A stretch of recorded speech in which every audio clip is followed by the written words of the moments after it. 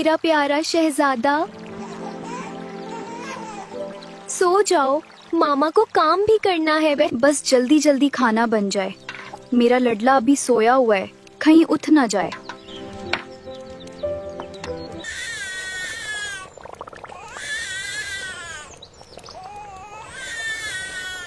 आ रही हूँ मेरे बेटे।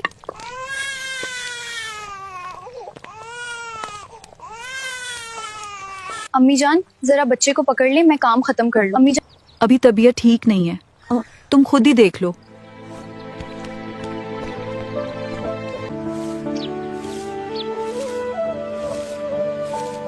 अम्मी, कुछ तो रहम करें। वो बच्चे को उठा के झाड़ू लगा रही है। कोई रानी तो नहीं कि सर पर बिठा लूं। नखरे करने हैं तो कहीं और जाकर करे। ऐसे नहीं होना चाहिए, हम एक मुलाजमा रख लेते हैं। और तुम भी चुप रहो, बीवी का गुलाम बनने की कोई जरूरत नहीं है। हमेशा अपनी बात पे कायम रहो और किसी के दबाव में मत आओ। मेरी बात को समझने की कोशिश करो। तुम रो क्यों रही हो? मैं हमेशा तुम्हारे साथ हूँ और मैं जानता हूँ कि तुम बहुत मजबूत हो। बस मेरी तरफ देखो और मुझ पर भरोसा करो, सब ठीक हो जाएगा। नहीं, मैं रो नहीं रही, सिर्फ कभी कभी थक जाती हूँ इस दुनिया की बातों से। अरे ये इतनी प्यारी खुशबू कहाँ से आ रही है और अली भी कमरे में नहीं है।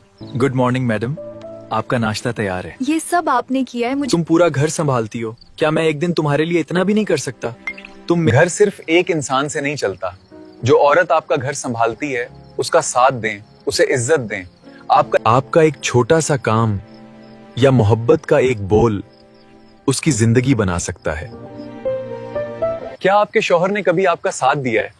ये एक ऐसा सवाल है जो हर रिश्ते की बुनियाद को मजबूत करता है। क्या आप अपनी बीवी के घर के कामों में हाथ बटाते हैं? हमें कमेंट्स में जरूर बताएं कि आप अपनी बीवी का साथ कैसे देते हैं।